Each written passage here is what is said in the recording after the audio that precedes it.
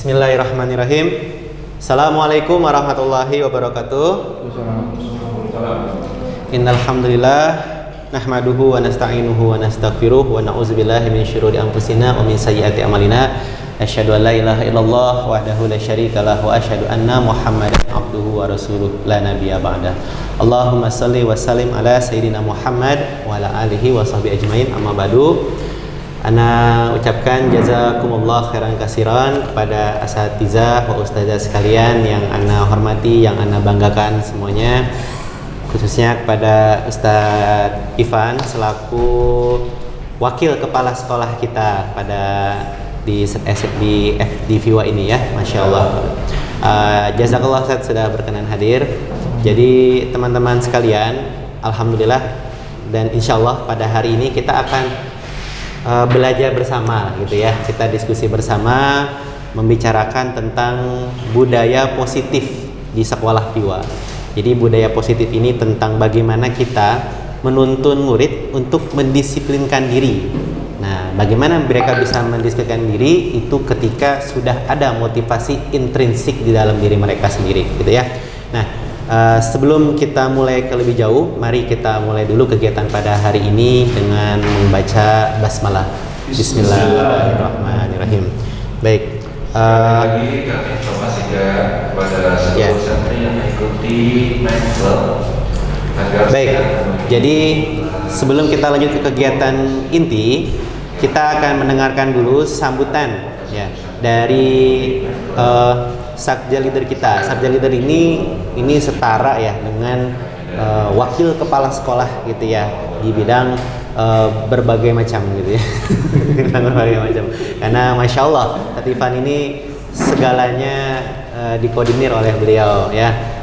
Bahkan tidak hanya pada rumpun sains ya, pada berbagai hal pun beliau sangat bantu. Kemudian di sini juga Masya Allah ada Ustazah Evi juga, ada Ustazah Rizky juga yang menjadi perwakilan dari kampus Akhwat, FIWA Akhwat, Masya Allah ya. Ini kita kehadiran banyak guru luar biasa. Untuk mempersingkat waktu, kita dengarkan dulu sambutan dan juga pengarahan dari Ustadz Ivan kepada beliau. Tafadhol Ustadz. Jazakallah khairan Ustadz Agri atas kesempatannya, Masya Allah. Nih, saya juga belajar sebetulnya. Bismillah, Assalamualaikum warahmatullahi wabarakatuh. Waalaikumsalam warahmatullahi wabarakatuh. Alhamdulillahirabbil wassalatu wassalamu ala asrofil anbiya'i wal mursalin wa ala alihi wa sahbihi ajma'in. Amma ba'd.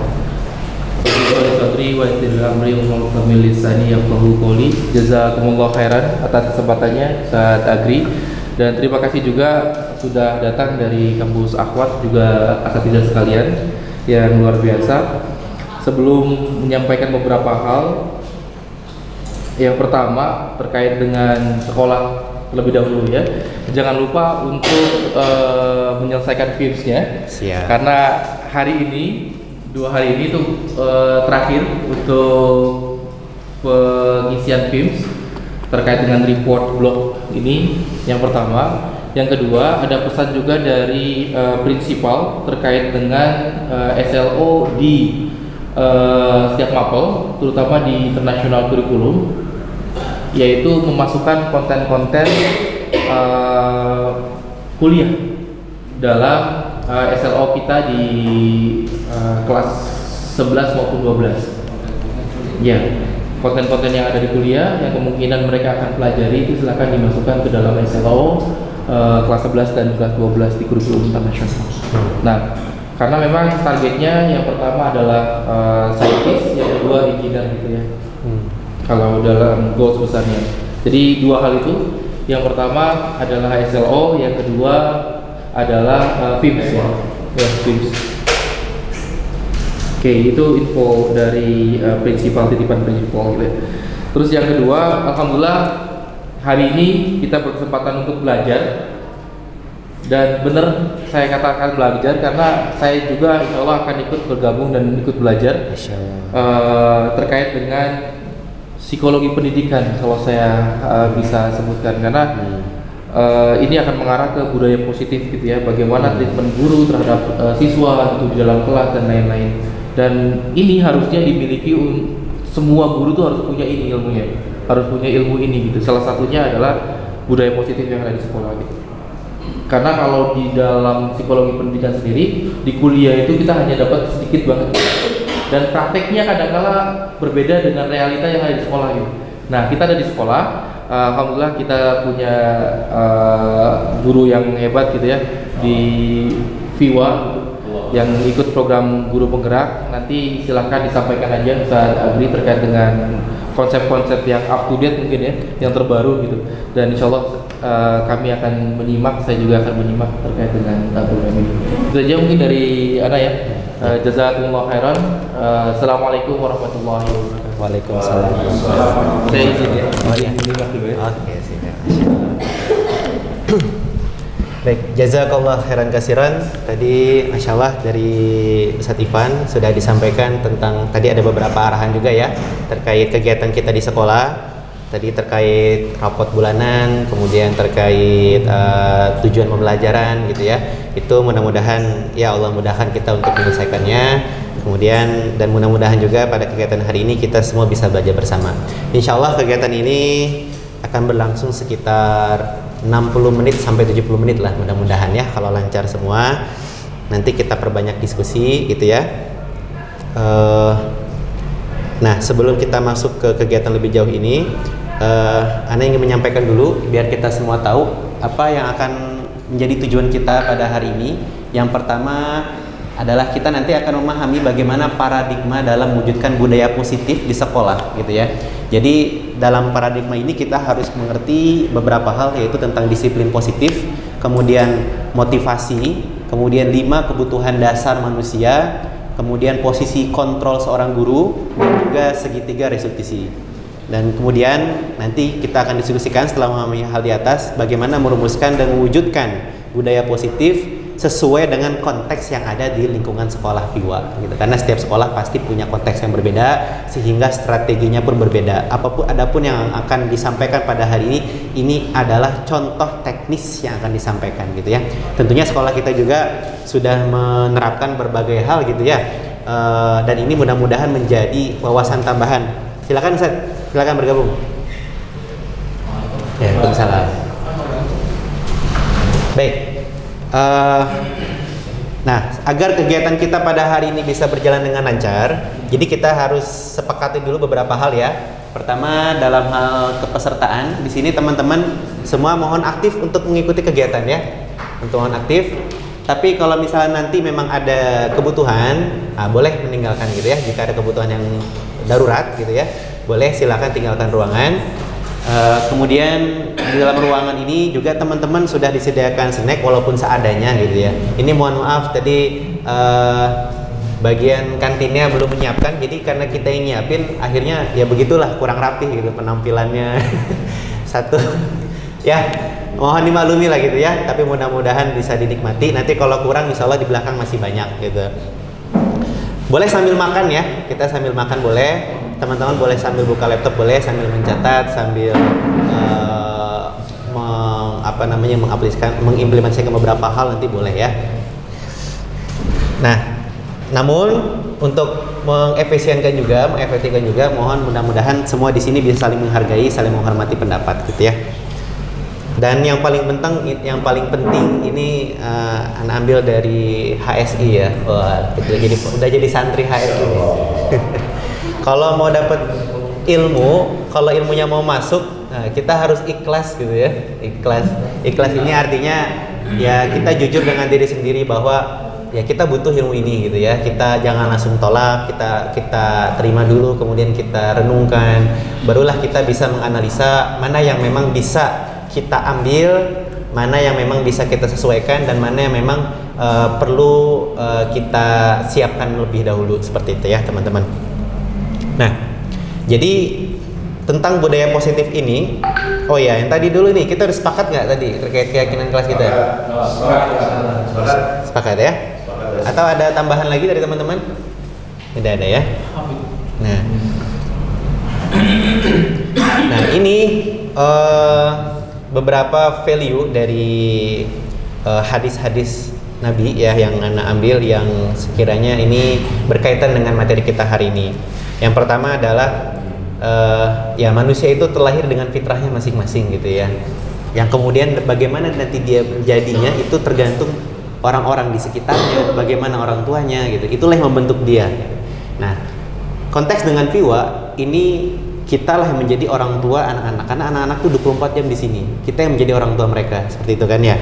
Sehingga apapun yang nanti membentuk si anak ini itu menjadi tanggung jawab kita. Nah, tapi kita nggak bisa merubah fitrahnya. Kalau emang dia terlahir laki-laki, kita nggak bisa ubah dia jadi perempuan gitu ya. Nah, atau yang maksudnya yang lebih ini lagi ya, kalau dia sudah punya potensi atau bakat atau karakter dia yang seperti apa, kita nggak bisa mengubah itu. Kita hanya bisa menuntunnya supaya apa? Supaya hal-hal yang memang karakter baik pada anak itu bisa maksimal, dan yang memang kurang, yang kita anggaplah buruk gitu ya, itu bisa redup, tidak muncul gitu. Contoh lah, misalnya ada anak memang terlahir royal gitu ya. Kalau dia emang suka berbagi, orangnya royal, kira-kira kalau kita minta kita nasihatin, ayo perbanyak sedekah, kira-kira dia bakal sedekah banyak nggak? Gampang banget pasti kan. Tapi kalau ada anak yang emang udah dasarnya tuh pelit gitu misalnya, dari kecil pelit, kayaknya mau berbagi tuh itu rasa memiliki dia tuh besar banget gitu tuh. Nah, apakah ini baik? Kikir itu baik atau tidak? Kurang baik kan gitu ya. Nah, tapi kita bisa tuntun dia untuk tetap bisa menjalankan perintah Allah untuk saling berbagi, tapi dengan kadarnya, dengan kodratnya dia. Ya kalau dia dasarnya kikir misalnya gitu ya, tapi dia mau berbagi 20% dari hartanya, itu udah luar biasa bagi dia gitu ya. Dan Allah, kita nggak tahu bagaimana perhitungan Allah menghitung pahala gitu ya. Nah, itulah arti kata menuntun yang ana maksud di sini gitu ya. Nah, kemudian di hadis yang lain di sini juga Rasul mengajarkan kita untuk selalu disiplin gitu ya. Nah, dari hadis ini kita bisa mengambil faidah bahwa setiap kesempatan yang ada, setiap waktu yang ada itu harus digunakan semaksimal mungkin. Nah, ini dalam artian lain yaitu disiplin, seperti itu teman-teman. Nah, jadi budaya positif itu adalah budaya yang memaksimalkan nilai-nilai positif pada komunitas di sekolah kita supaya anak-anak ini terbangun motivasi intrinsiknya, sehingga dia itu berubah karena diri dia, bukan karena paksaan. Seperti itu. Nah, supaya kita lebih meyakini ini gitu ya, kita coba telusuri dulu makna dari disiplin. Nah, makna disiplin itu cara kita mengontrol diri gitu ya, atau bagaimana kita menguasai diri. Nah, menguasai mengacunya kepada kemana? Kepada nilai-nilai yang kita hargai atau tujuan mulia yang kita hargai gitu ya. Misalnya, kita semua sepakat bahwa jujur itu hal yang baik. Ada nggak yang nggak sepakat di sini? Nah, ini adalah nilai-nilai yang kita hargai bahwa jujur itu penting. Sehingga kalau ada anak yang tidak jujur, ini bisa kita katakan dia tidak disiplin.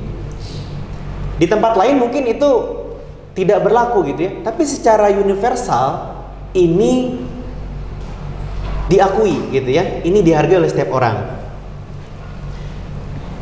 Kemudian setiap manusia juga itu punya kebutuhan dasar. Nah, nanti kita bahas apa aja sih 5 kebutuhan ini gitu ya. Nah, ketika 5 kebutuhan, jadi gini, kadang-kadang anak itu tidak disiplin karena ada kebutuhan yang tidak terpenuhi. Nah, sehingga kalau kita sudah paham tentang nilai-nilai yang kita yakini dan kita sudah penuhi kebutuhan diri kita sendiri, insya Allah kita akan bisa mengikuti sebuah keyakinan kelas yang akan kita sepakati. Maka jika ada siswa yang tidak disiplin, ini gambaran budaya positif ya. Jika ada siswa yang tidak disiplin, nah kita sebagai guru nanti akan memposisikan diri sebagai manajer. Apa itu posisi manajer? Nanti akan kita bahas. Dan lalu kita restitusikan berdasarkan keyakinan kelas, sehingga hasilnya harapannya adalah kita mampu menuntun si siswa ini mampu mendisiplinkan diri dia sendiri. Seperti itu ya. Ini gambaran untuk materi kita pada hari ini. Ya, silakan Ustaz. Nah, nih coba ya supaya lebih yakin lagi. Coba semuanya kepal tangannya begini. Nah, kepal tangannya. Nah, sekarang coba suruh masing-masing nih, suruh teman sampingnya buat ngebuka tangannya. Caranya terserah, mau dibujuk, mau diiming-imingi hadiah, atau mau diancam gitu ya.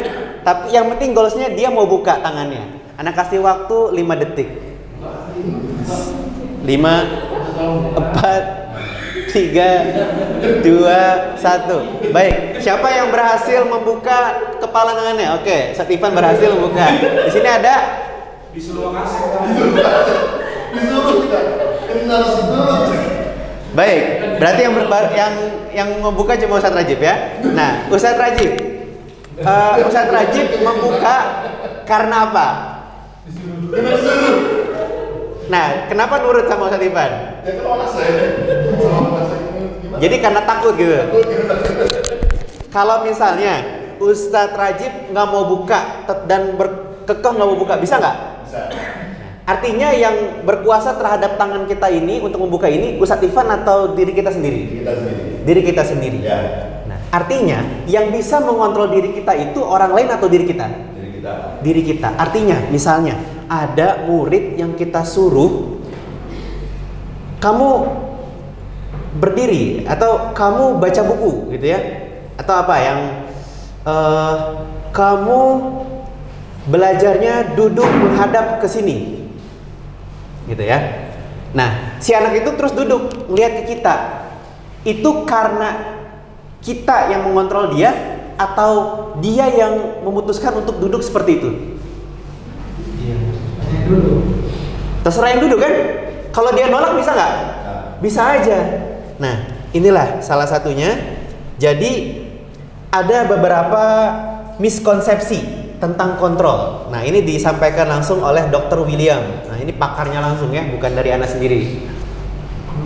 Jadi guru itu hanya mengontrol jika murid mengizinkan sebagai kebutuhan mereka. Tergantung kebutuhan. Ada anak yang duduk kebutuhannya karena takut dihukum. Gitu. Daripada dihukum udahlah, nurut aja gitu ya. Ada juga yang emang dia ingin menghargai diri dia sebagai saya itu anak yang baik gitu ya. Saya dan duduk menghadap guru itu adalah sesuatu yang menunjukkan sifat menghargai orang lain. Maka saya duduk. Ada juga yang seperti itu. Tapi yang memutuskan tetap diri dia. Jadi jangan pernah berpikir bahwa saya bisa ngontrol dia nih. Nggak seperti itu ya. Kita nggak bisa ngontrol orang lain. Ini menurut pakarnya gitu ya. Kemudian dalam teori kontrol gitu ya, semua perilaku itu ada tujuannya gitu ya. Jadi murid apapun yang dia lakukan itu pasti ada tujuannya, meskipun dia melanggar gitu ya. Dia makan, lagi belajar, pernah nggak nemu santri makan? Pasti pernah kan? Nah, kira-kira kalau kita mau pikirkan lagi, kira-kira kenapa dia makan? Karena lapar, betul.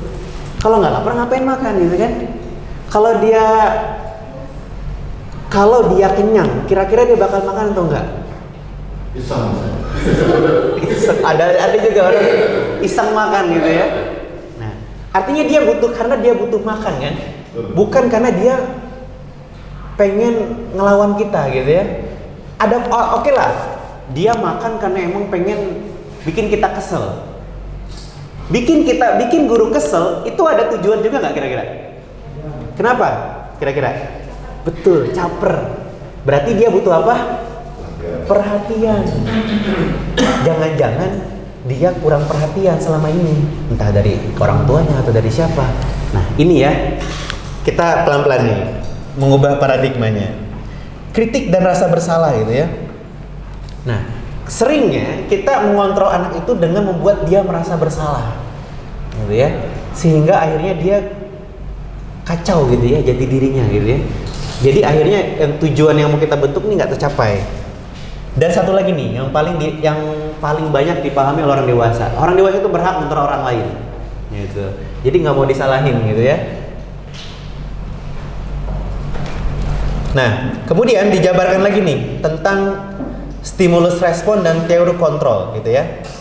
Nah, orang yang menganggap punya prinsip stimulus respon itu menganggap bahwa kebutuhan kita sama.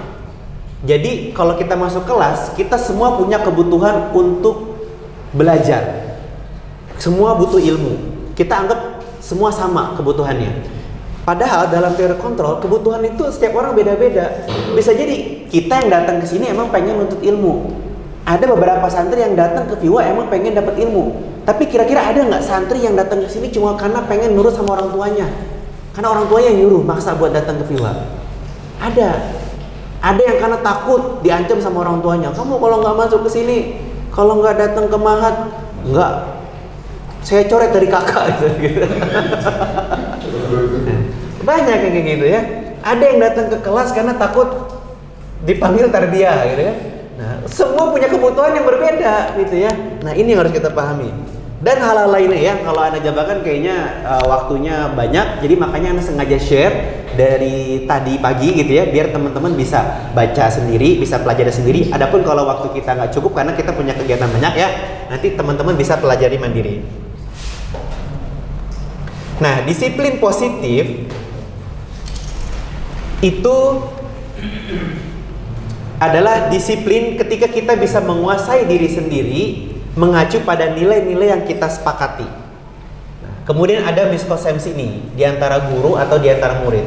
Katanya kurikulum merdeka itu artinya kita merdeka, bebas, nggak boleh diatur, gitu ya. Nah, padahal dari penggagas nih, tokoh yang menggagas kurikulum merdeka belajar, yaitu Ki Hajar Dewantara ya, yang pernah menjadi Menteri Pendidikan pertama di Indonesia ya, itu beliau gitu ya mengatakan bahwa merdeka itu artinya dia bisa mengontrol diri dia sendiri gitu ya. Orang yang merdeka itu bisa mengontrol diri dia sendiri. Sapi itu merdeka nggak? Dia bisa mengontrol diri dia sendiri nggak? Ke kandang. Kalau udah sore dia ke kandang, kalau pagi dia keluar, nggak bisa. Dia harus diatur. Makanya dia harus ada pengembalanya, karena nggak merdeka. Manusia itu harusnya merdeka. Nah, orang yang nggak bisa harus diatur dulu, itu berarti dia orang yang nggak merdeka. Artinya kurikulum merdeka itu mendorong kita untuk bisa menjadikan si murid ini bisa mendisiplinkan diri dia sendiri. Nah, tujuan kita sebagai pendidik itu adalah menjadikan anak kita bisa disiplin karena motivasi intrinsiknya gitu ya, bukan karena motivasi ekstrinsik, misalnya karena takut dihukum, itu masih ekstrinsik tuh, karena mau dapat hadiah gitu ya, karena takut gajinya dipotong, itu kita ya. Motivasi ekstrinsik gitu ya, belum intrinsik, datang karena ingin menjadi teladan bagi siswa. Insya Allah semuanya udah intrinsik semua ya. Nah, tadi ada kata-kata nilai kebajikan yang disepakati, ada banyak gitu ya. Nah, kalau nasional sih cuma menggunakan ini, profil pelajar Pancasila ya, dimana ketika anak itu beriman, bergotong royong gitu ya, itu disiplin yang nilai-nilai yang disepakati secara nasional. Kalau kita merujuk lagi ke Islam, wah banyak, lebih luas lagi kan ya, lebih global lagi. Sampai nilai-nilai dalam hal yang receh pun dibahas dalam Islam gitu ya. Kita masuk kamar mandi pun dibahas gimana nilai-nilai yang baik gitu ya. Kita udah menikah, adab-adab bersama istri pun dibahas di sana gitu ya.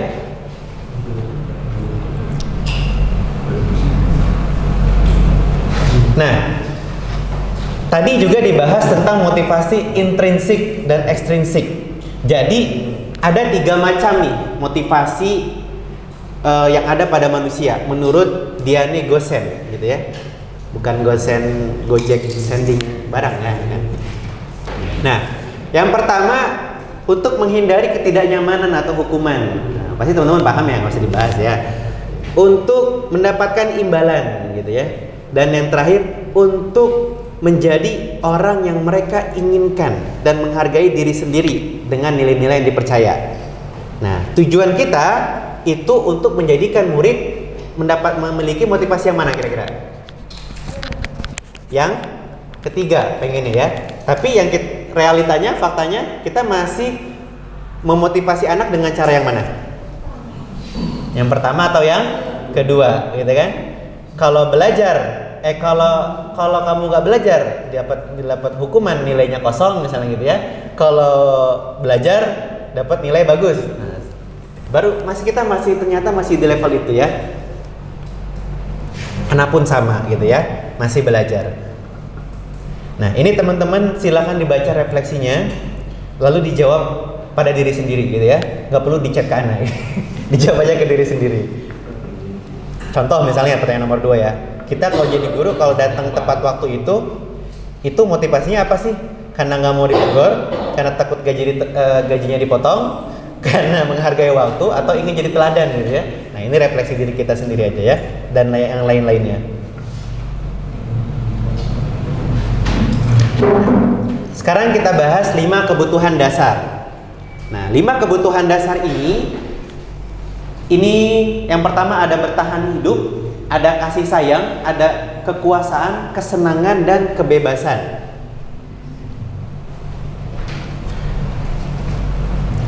Bertahan hidup, kira-kira apa nih? Contohnya? Makan, minum gitu ya, bernafas, rasa aman gitu ya. Yang penting kita tetap bisa hidup gitu ya. Itu udah naluri kita. Kasih sayang gitu ya. Di sini ada yang maunya dibenci, nggak mau disayang, nggak ada pasti kan ya. Seneng, kesenangan, seneng semuanya pengennya seneng kan ya. Nggak ada yang mau sedih gitu ya. Kalau perempuan biasanya malah seneng sedih ya. Nyari rekomendasi dong film drakor yang sedih gitu.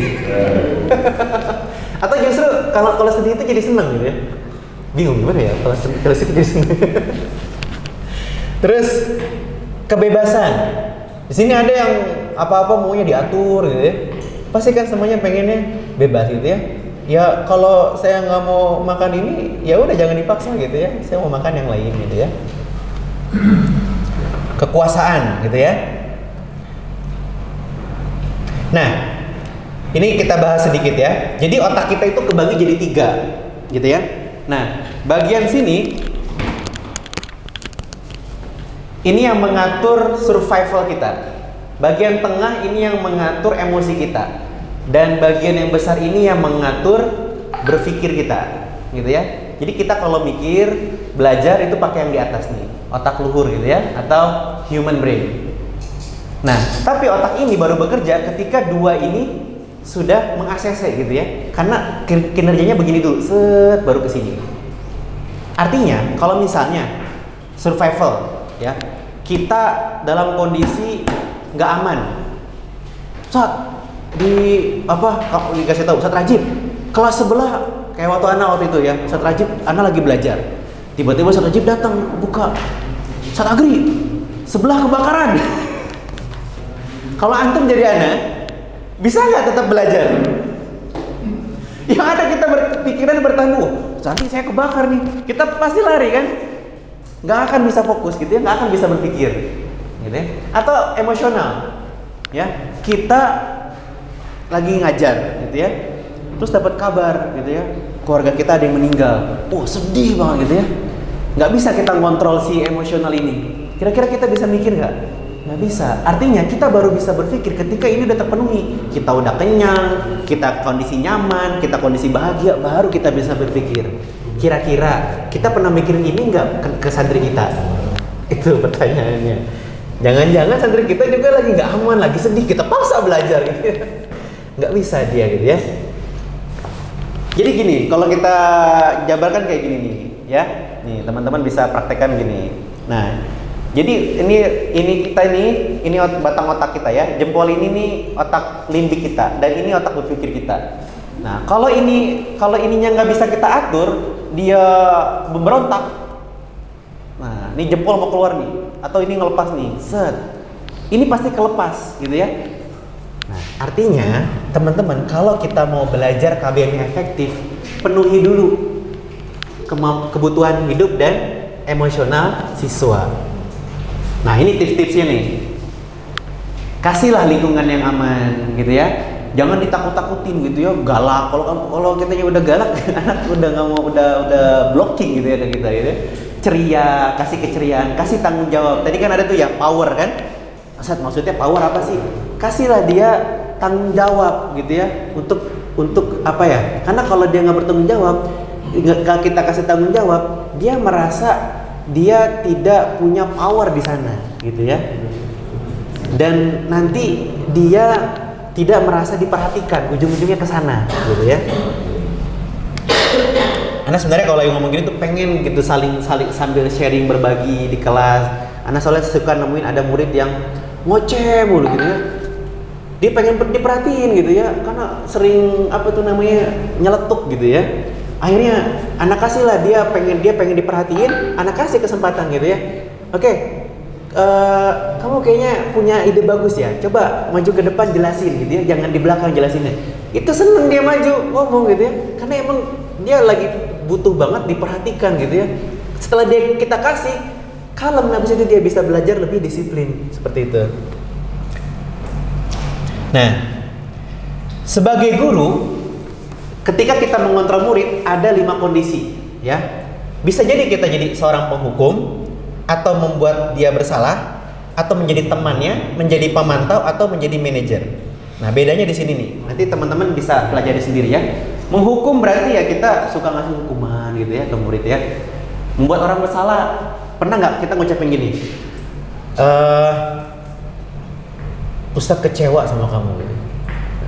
Kalau antum diucapin gitu, misalnya orang tua antum gitu ya, kecewa saya sama kamu gitu. Kira-kira kita merasa bersalah nggak?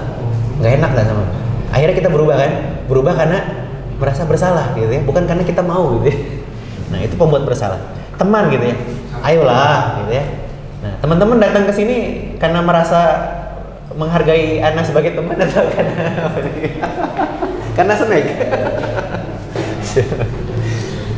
Gitu ya. Ayo dong, demi ibu misalnya, demi ustadz gitu ya, kamu harus bisa, suka gitu kan ya. Pemantau. Nah, ini pemantau ya.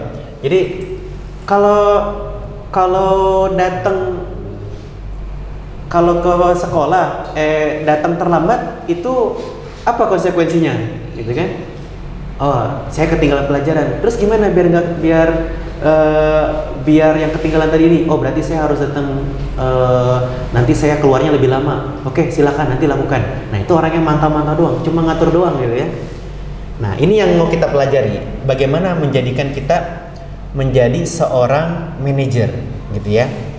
Nah, teman-teman sebenarnya di sini udah Ana yakin teman-teman udah paham banyak karena kita udah pernah mengikuti pelatihan coaching. Nah, ini nanti kita lihat mirip-mirip gitu ya. Oh, ada yang belum ya?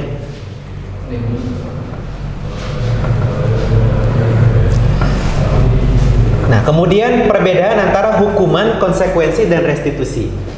Contoh nih. Oh, ininya dulu ya. Restitusi itu ketika kita menciptakan kondisi murid bisa belajar dari kesalahannya. Jadi guru percaya bahwa kesalahan itu adalah bagian dari pembelajaran. Ada nggak yang pernah di sini berbuat salah? Lagi belajar salah jawab misalnya. Pasti pernah semua kan? Tapi dari kesalahan itu kita jadi tahu nggak? Oh, kita ternyata di sini selama ini caranya salah. Ternyata cara yang benar kayak gini. Akhirnya kita jadi belajar dari kesalahan. Pernah mengalami teman-teman? Pernah ya? Nah, maka bisa disimpulkan bahwa kesalahan itu sebenarnya bagian dari pembelajaran, gitu ya. Bukan hal yang buruk, gitu ya. Kalau hukuman itu nggak melibatkan murid, gitu ya. Pokoknya kalau salah harus dihukum, gitu ya. Itu si penghukum tuh mikirnya gitu. Kalau konsekuensi, pokoknya kalau dia berbuat sesuatu itu harus ada akibatnya. Gitu ya, harus ada timbal baliknya. Kalau mukul, konsekuensinya harus terima dipukul, gitu ya. Nah, itu kurang lebih ya konsekuensi. Sekarang, kalau mencatat, kita nyuruh murid mencatat 100 kali, kira-kira ini masuk ke mana? Hukuman, konsekuensi, atau restitusi? Hukuman ya. Membersihkan coretan. Dia nyoret-nyoret, terus kita suruh bersihin. Ini masuknya mana? Konsekuensi atau restitusi? Berarti dia timbal baliknya kalau berbuat salah ya harus dilakukan, gitu. harus diganti gitu. Mana kira-kira? Konsekuensi ini, hukuman ini keywordnya adalah ada sanksi. setelah dia melakukan. Kalau konsekuensi ada sebab, ada akibat gitu. Kalau restitusi ini ada kesalahan, maka kita minta dia belajar dari kesalahan itu supaya tidak terulang lagi gitu. Nah, kira-kira kalau membersihkan coretan ini masuknya ke karena dia berbuat, dia harus membersihkan, berarti konsekuensi gitu ya. Ada nggak contoh restitusi di sini? Nggak ada ya. Nah, jadi restitusi itu menebus, bukan menebus kesalahan kayak hukuman atau konsekuensi ya, tapi belajar dari kesalahan gitu ya. Dan sifatnya tawaran, bukan paksaan. Kita tuntun dia gitu ya, bukan dipaksa. Dan mencari kebutuhan apa yang hilang dari dia, dan fokus pada solusi gitu ya. Kalau ada anak terlambat, kita suruh berdiri depan kelas, ada mungkin nggak dia besok terlambat lagi? Masih mungkin gitu ya, karena dia belum tahu apa yang, kenapa dia terlambat itu dibilang salah gitu ya. Apa yang salah dari dia dan apa sebab dia terlambat, dan dia nggak tahu solusinya gimana supaya dia nggak terlambat gitu. Maka menghukum itu tidak memberikan solusi gitu ya. Nah, kemudian kita bahas lagi keyakinan kelas. Nah, keyakinan kelas itu fokus pada nilai-nilai yang disepakati di antara kita gitu ya. Ana dari tadi lagi bahas hukuman, restitusi, Ana jadi ingat waktu Ana lagi pulang sambil dengerin ceramah Ustaz Syafiq gitu ya. Nah, beliau ngomong gini gitu ya. Dia menyebutkan ayat Quran tentang perintah Allah kepada Nabi Musa untuk berdakwah kepada Fir'aun. Teman-teman tahu kan cerita Fir'aun kan? Sampai ngaku Tuhan gitu ya. Pokoknya buruk banget gitu ya. Gambaran tuh kayak buruk banget Fir'aun itu. Tapi di ayat perintah kepada Nabi Musa ini, Nabi Musa itu diperintahkan untuk berdakwah kepada Fir'aun dengan cara yang lembut gitu ya, dengan mauizah. Fir'aun yang buruk banget aja disuruh dituntun dengan cara yang baik. Nah, sekarang kalau kita punya murid berbuat salah, apakah dia sudah seburuk Fir'aun sampai kita harus marah-marah gitu ya? Pertanyaannya ya. Nah, keyakinan kelas ini beda dengan peraturan kelas. Teman-teman semua udah punya peraturan kelas pasti kan? Nah, peraturan kelas ini beda dengan keyakinan kelas karena kalau peraturan itu cenderung pada terlalu spesifik. Keyakinan itu lebih kepada nilai. Maka menyusun keyakinan kelas ini perlu merumuskan peraturan dulu. Dari peraturan ini nanti baru kita lihat apa sih kalimat positif atau nilai-nilai yang terkandung dari peraturan itu gitu ya. Barulah nanti kita bisa berikan kepada si siswa ini apa do and don't-nya, apa sih yang boleh dilakukan dan apa sih yang tidak mencerminkan keyakinan ini gitu ya. Nah, kita langsung kasih contoh aja nih. Contoh, ini teman-teman pasti punya ya peraturan semacam ini. Misalnya kalau di kelas Ana sendiri ya, Ana buat kita nih di kelas sepakat bikin peraturan no sandal and foot in the class. Karena kita pikir kalau kenapa santri banyak yang nggak pakai sepatu, karena dia bawa sendal. Jadi dia akhirnya lebih milih pakai sendal dibandingkan pakai sepatu. Nggak ada yang memilih nggak pakai sepatu memilih nyeker untuk memakai sepatu. Memilih nyeker akhirnya dia nggak pakai sepatu, nggak ada. Tapi karena ada sendal, akhirnya dia milih sendal daripada sepatu. Nah, akhirnya kita sepakat nggak ada sendal. Alhamdulillah, jadi nggak ada tuh yang nggak pakai sepatu karena dia nggak ada pilihan lain selain sendal gitu ya. Nggak ada makanan dalam kelas. Siswa makan dalam kelas karena ada makanan. Kalau nggak ada makanan, dia nggak mungkin makan kan gitu ya. Nah, ini peraturan namanya gitu ya. Tapi apa sih yang dimaksud? Kenapa sih nggak boleh pakai sendal? Kenapa sih nggak boleh makan dalam kelas? Kenapa sih nggak boleh kalau guru lagi ngejelasin tuh dia nggak boleh main-main Chromebook gitu ya? Nah, itu kan pasti ada nilai-nilainya kan? Nilai-nilainya apa? Contoh nih. Nah, akhirnya kita ubah nih, kita sepakati. Kenapa sih kita harus pakai seragam rapi, pakai sepatu? Itu kan tentang apa?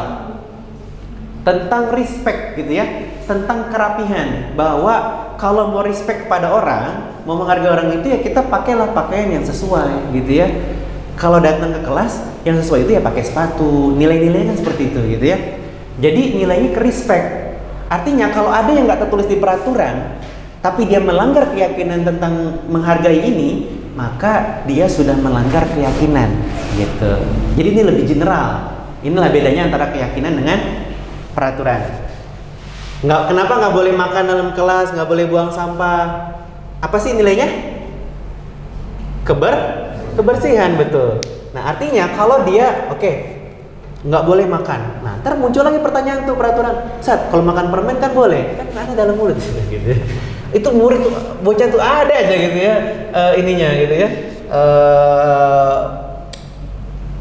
alasan-alasannya lah gitu ya. Nah, tapi kalau udah keyakinan, kita bisa tanyakan, menurut kamu kalau makan permen dalam kelas ini melanggar keyakinan kita atau tidak? Nah, nanti silakan dia berdalih gitu kan. Apakah dalih dia bisa meyakinkan kita bahwa itu tidak melanggar keyakinan? Nah, insya Allah kalau dengan keyakinan ini bisa lebih mengatur anak-anak kita, gitu ya. Dan ini juga ada kaitannya. Jadi keyakinan ini adalah tahapan pertama untuk kita mau mengimplementasikan budaya positif di kelas. Nah, tekniknya ketika ada anak berbuat salah, maka ada teknik yang kita sebut sebagai segitiga restitusi yang terdiri dari 3 tahapan ini ya. Menstabilkan identitas, validitas tindakan yang salah, dan menanyakan keyakinan. Nah, Ana langsung kasih ke contoh aja. Jadi ini ada murid ketahuan makan di kelas. Ana panggil, Ana bilang nanti kita ngobrol ya. Tapi ngobrolnya boleh nggak direkam gitu. Nah, akhirnya direkam nih. Nah, ini contoh. Assalamualaikum warahmatullahi wabarakatuh. Pagi. Waalaikumsalam warahmatullahi wabarakatuh.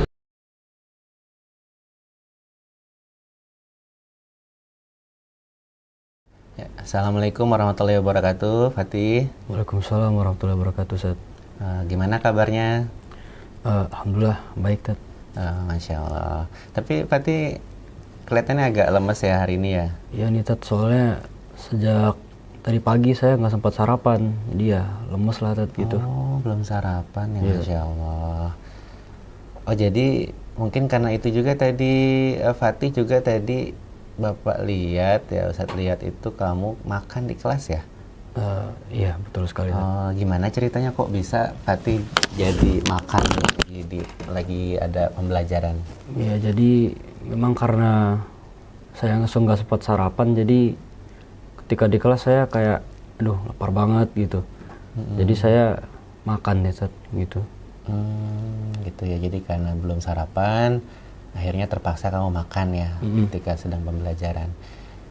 Nah, tapi kalau misalnya saya mau tanya nih pendapat Fatih ya. Kalau kamu makan sedang di dalam waktu pembelajaran,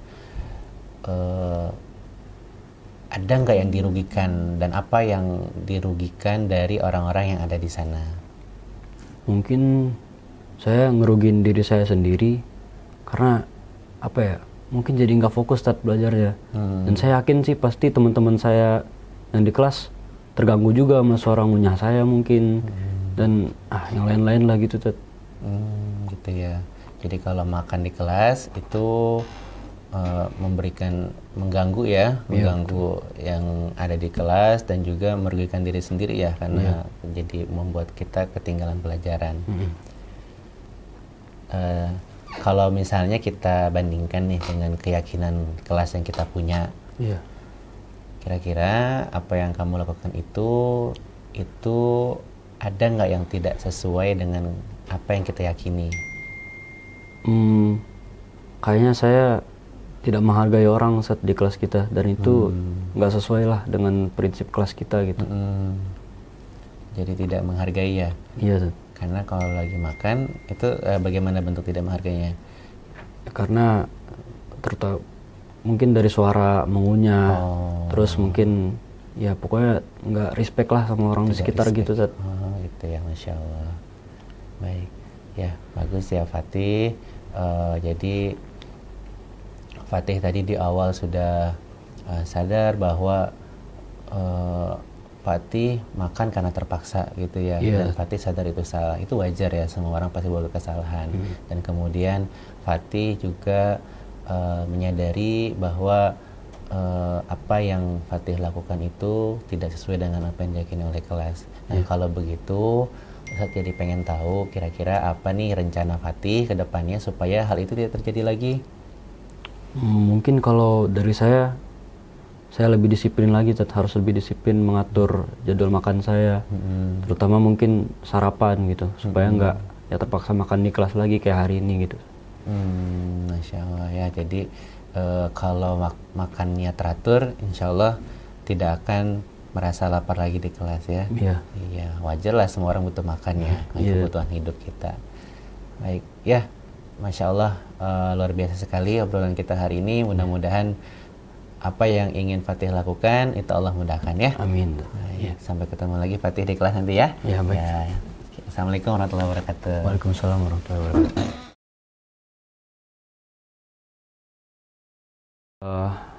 Mungkin untuk hari ini saya setelah tadi kedapetan ya sama Ustadz Agri makan di kelas gitu, dan kemudian habis itu saya dipanggil Ustadz Agri dan ada pembicaraan singkat antara saya dan Ustadz Agri.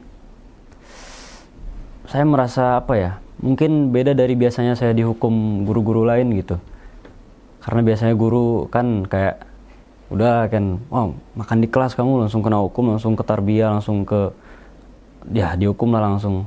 Tapi tadi ketika ada pembicaraan sama Ustadz Agri, saya merasa ada keterbukaan gitu, ada penyelesaian masalah yang biasanya itu datang dari guru, kayak kamu makan di kelas, kamu melanggar ini, kamu harus begini-begini. Tapi kali ini penyelesaian masalah itu, problem solvingnya datang dari saya. Jadi saya merasa apa ya, saya lebih bertanggung jawab pada diri saya sendiri, dan mungkin saya merasa bisa lebih berkembang lah begitu dengan adanya percakapan tadi itu.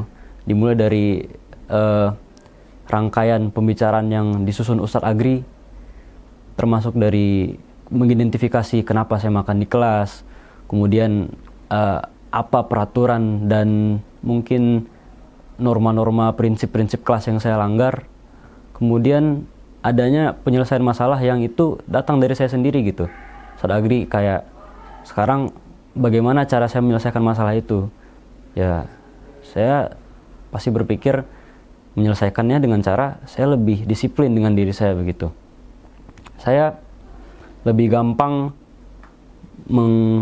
nge-track perkembangan diri saya begitu jadinya, ketimbang guru yang langsung menginstruksikan saya, kamu harus begini gitu. Jadi saya merasa lebih baik hari ini, dan semoga lebih baik untuk hari esoknya lagi. Sekian, terima kasih. Assalamualaikum warahmatullahi wabarakatuh, Akila. Waalaikumsalam warahmatullahi wabarakatuh, Dad. Gimana kabarnya nih, Akila? Alhamdulillah baik, Dad. Insya Allah, tapi kayak Akila tuh hari ini nggak kayak Akila biasanya nih yang semangat, ceria. Kayaknya hari ini lelah banget gitu wajahnya. Kenapa ya? Tadi Dad baru bangun tidur tadi. Habis di sekolah, habis di kelas tadi. Oh iya, tadi juga Ustadz lihat kamu di kelas itu waktu Ustadz amati, wah Akila ketiduran nih di kelas. Itu gimana ceritanya kok bisa tidur lagi pelajaran? Semalam teman saya ada yang ngajak saya ngobrol sampai malam, tengah malam gitu. Jadi ya saya juga ikut ngobrol sampai malam. Tidurnya juga telat, Dad. Oh, jadi karena kurang tidur ya? Iya, Dad. Karena kurang tidur jadi akhirnya ketiduran waktu di kelas. Baik, ya itu wajar lah ya. Jadi namanya manusia itu butuh tidur ya, normalnya sih 6-8 jam. Kalau kamu semalam berarti tidur berapa jam tuh? Kayaknya nggak nyampe 4 jam sih, Dad. Nggak nyampe 4 jam, Masya Allah, pasti ngantuk banget ya. Ya wajar lah ya, wajar kita ketiduran, kita berbuat salah, manusiawi. Tapi kalau misalnya tidur di dalam kelas, kira-kira itu ada yang dirugikan nggak? Dan apa nih yang sekiranya dengan tidur itu membuat kerugian pada bagian apa dari kita yang ada di kelas? Jujur sih, Dad, kalau saya tadi pas diajarin sama gurunya ya, Dad, itu kayak gurunya udah jelasin. Saya tidur di tengah-tengahnya tuh. Tiba-tiba, udah selesai semua. Saya nggak kerasa ada yang ketinggalan pelajaran gitu, Dad. Saya juga kayak tadi sama gurunya juga saya ngerasa kayak kurang ajar aja gitu, Dad, kan. Lagi ngajar gitu. Terus tiba-tiba saya nggak merhatiin gitu, Dad. kayak kurang sopan aja rasanya. Oh, jadi walaupun kita butuh tidur, tapi kalau tidurnya di kelas itu buat diri kita juga rugi ya, Iya, jadi ketinggalan pelajaran. Buat orang lain juga rasanya itu tidak baik ya, Nggak tidak baik. sopan, tidak menghormati, tidak menghargai. Baik, kalau Akila menganggap apa yang Akila lakukan itu salah, gitu kan? Nah, apakah apa yang Akila lakukan ini sesuai atau tidak dengan apa yang kita yakini di kelas? Nggak sesuai, Tat. Beda jauh. Apa yang tidak sesuainya? Tidak menghargai guru pertama. Tidak menghargai. Ya, lebih karena tidak menghargai guru sih Tidak sebenarnya. menghargai ya. Berarti kita semua yakin bahwa semua orang itu berhak untuk dihargai gitu ya. Iya. Kalau buat diri sendiri, kira-kira ada nggak yang karena tidur jadi ketinggalan nih gitu? Itu berarti saya kayak tanggung jawabnya kurang jauh, Tat. Kurang bertanggung jawab. Harusnya ya. bisa belajar ya. Harusnya setengah kan setiap dari kita bisa bertanggung jawab dengan diri kita sendiri ya. gitu. Gitu. Baik, kalau misalnya Akila sudah tahu bahwa apa yang Akila lakukan itu tidak baik untuk diri sendiri dan orang lain, dan apalagi tidak sesuai dengan keyakinan kelas kita, apa nih yang mau Akila lakukan ke depannya supaya itu tidak terjadi lagi? Mungkin saya bakal ngusahain buat tidur lebih cepat terus ya. Nggak ngehirauin aja kalau teman yang ngobrol gitu. Jadi kayak biar bisa tidur 6 jam minimal, Tat. Baik. Ya, kalau tidurnya cukup, insya Allah nggak ngantuk ya. Ya, insya Allah, Tat. Karena emang kebutuhan manusia itu butuh tidur. Jadi jangan sampai karena keasikan ngobrol kita jadi kurang tidur. Baik. Ya, saya berharap semoga apa yang Akila niatkan, apa yang ingin Akila lakukan itu Allah mudahkan sehingga Akila kedepannya bisa kembali menjadi Akil yang ceria, yang semangat lagi di kelas ya. Gitu. Masya Allah, luar biasa ya. Jazakallah khairan katsiran. Jazakallah khairan. Assalamualaikum warahmatullahi wabarakatuh. Waalaikumsalam warahmatullahi wabarakatuh. Bismillah. Setelah pertemuan saya dengan Ustaz Agri tadi, saya jujur merasa sangat tenang dan tenang. Kenapa? Karena biasanya setelah saya melakukan kesalahan seperti tidur tadi barusan, guru akan selalu langsung bilang, kamu akan saya hukum dengan seperti ini dan ini. Tapi Ustaz Agri berbeda. Ketika saya datang, mukanya tidak marah, mukanya semeringah, senyum lebar. Saya berpikir, wah, kenapa orang ini bisa senyum? Terus akhirnya dia pun bertanya pada saya, kayak, kamu tadi tidur ya di kelas ya? Terus saya jawab iya. Dia nggak langsung hukum saya, tapi dia nanya dulu, kenapa kamu tidur tadi di kelas? Saya ngasih alasan, tapi dia malah menaikkan saya balik dengan cara yang baik, halus, lembut gitu. Saya senang, dan karena itu saya ingin berubah jadi lebih baik. Terima kasih Ustaz Agri.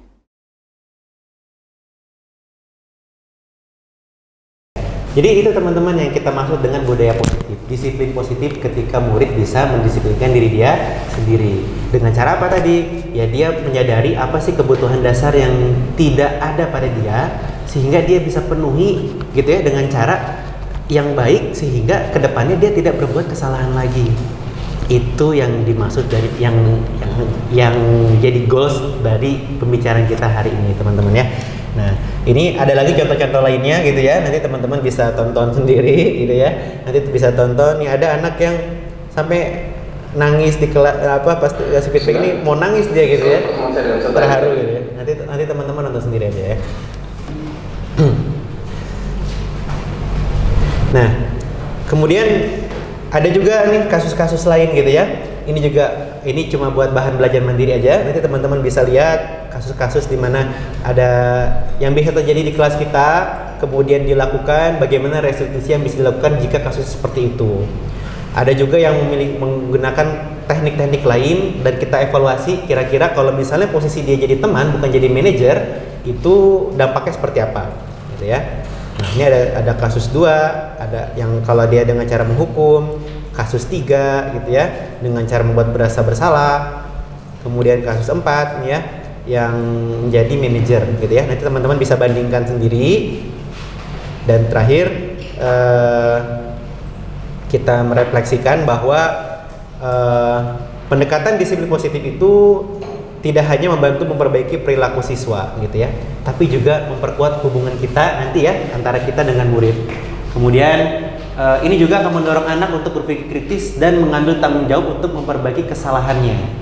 Juga nanti suasana belajar lebih harmonis. Jadi nggak ada lagi tuh cerita guru dibenci murid karena terlalu disiplin. Nah, disiplinnya nggak salah, tapi mungkin caranya yang kurang tepat seperti itu teman-teman ya.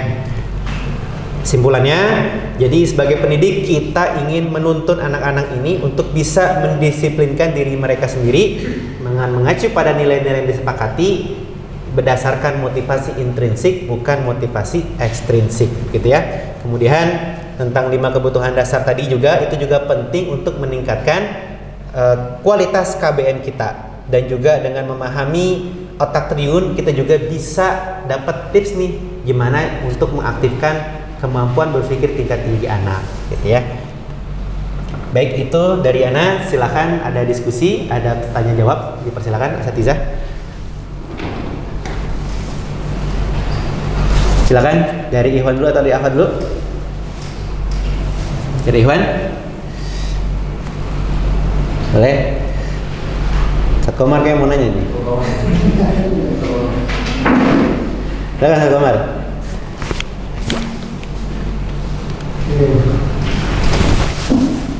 Bismillahirrahmanirrahim. Terima kasih atas penjelasan luar biasa sekali. Terkait tadi yang dijelaskan itu nah sebelum awalnya tadi itu supaya mereka melakukan itu kan harus ini ya.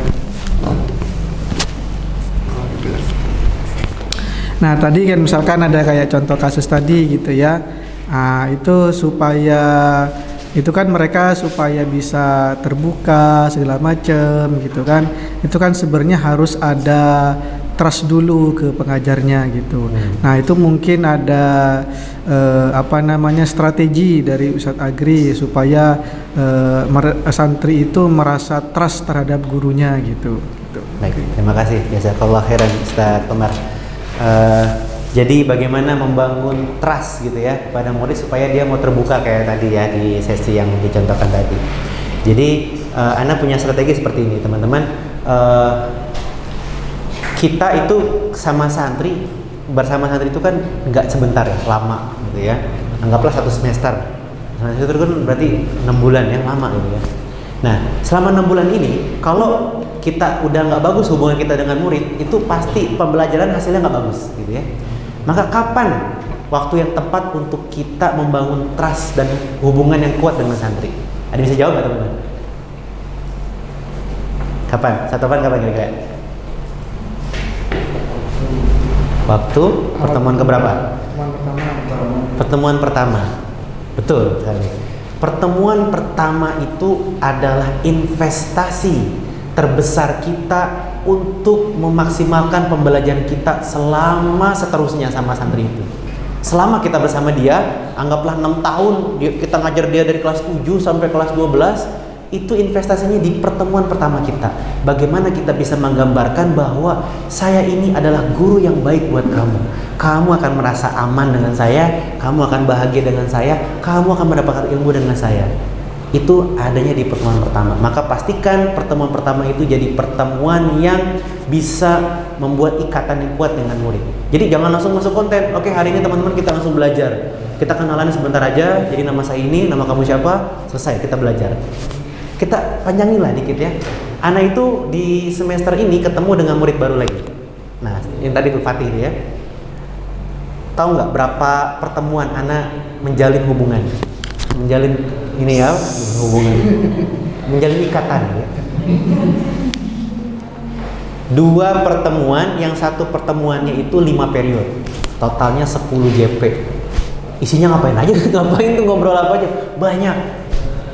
Kita cerita dan sampai detail tentang diri kita, saling cerita, ngobrol-ngobrol, saling tanya-tanya. Kita tes menggunakan alat-alat tes yang valid gitu ya.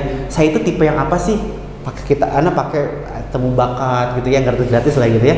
Oh ternyata saya itu orangnya komunikator ya, berarti saya tuh pintar ngomong gitu ya. Nah, ternyata ada murid ada yang oh ternyata anak kurang bagus Ustaz di bagian ini. Oh ya udah nggak apa-apa, nanti biar kamu ini berarti strategi kita begini. Jadi kita banyak kesepakatan di awal, termasuk tadi bikin peraturan, bikin keyakinan.